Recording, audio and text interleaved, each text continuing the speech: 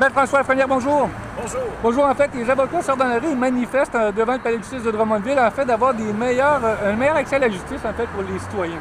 C'est exact. Nous sommes des criminalistes, des avocats de défense en droit criminel et un mouvement partout dans la province aujourd'hui pour dénoncer le système de rémunération actuel de l'aide juridique pour les avocats comme moi, comme nous, qui œuvrent en pratique privée. Donc, on n'est pas des permanents de l'aide juridique, mais on œuvre en pratique privée sous des mandats d'aide juridique. Ce qu'il faut savoir, c'est qu'il y a à peu près la moitié des mandats en matière criminelle qui sont défendus par des avocats de pratique privée qui acceptent l'aide juridique. Il faut faire une distinction entre les deux, en fait, pratique privée et en fait ce qu'on retrouve dans certains bureaux d'aide juridique. On n'est pas des employés du gouvernement ni de la Commission des services juridiques, on est des avocats à notre compte qui acceptent les mandats d'aide juridique pour défendre les citoyens. Il y a une dizaine d'années, il y avait eu une réforme. En fait, on avait déjà eu en fait un ajustement déjà obsolète et désuet, on peut le dire. C'est notre opinion et c'est également l'avis du comité qui s'est penché sur la question récemment. Il y a un rapport qui a été envoyé au ministre de la Justice, entre autres, sur la question, qui formule plusieurs recommandations pour modifier la formule du système d'aide juridique actuel pour refléter les besoins réels des contribuables qui sont défendus par des avocats comme nous.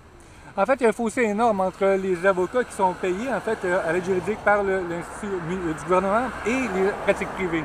Oui, c'est exact. Il y a plusieurs actes qui sont proposés par les avocats de défense qui, sous la base d'un mandat d'aide juridique, ne sont même pas payés.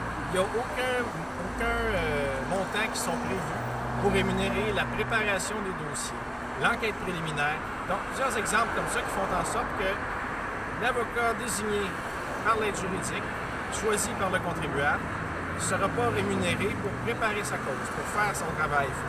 Pouvez-vous nous parler des montants qui semblent importants, en fait, qui creusent en fait cet écart-là?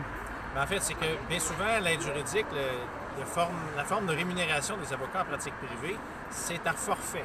Donc, bien souvent, comme vous allez voir sur nos affiches, un avocat pour un dossier entier, procès inclus, va être payé 600 $ pour les accusations les plus graves.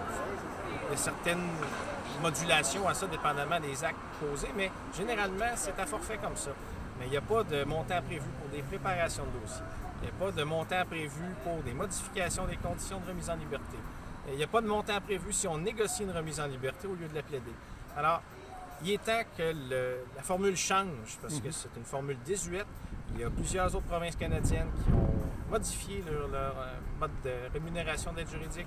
Alors, il est temps que les contribuables aient l'avocat de leur choix rémunéré de façon convenable pour bien préparer leur dossier. C'est essentiellement ce que vous demandez, en fait, un écart moins grand, en fait, une meilleure rémunération, en fait, des dossiers que vous prenez en main. Exact. Puis, dans d'autres domaines du droit aussi, on est des criminalistes, mais le mode de rémunération de l'aide juridique, tel qu'actuellement formulé, est désuet.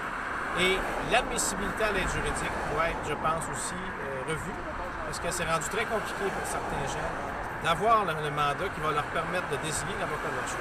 C'est en fait au cœur de vos revendications également un meilleur accès en fait pour les citoyens. Exact. Excellent. On va souhaiter que le message soit entendu évidemment par les différents paliers du gouvernement et en fait que le message soit reçu. J'essaie de le passer haut et fort aujourd'hui.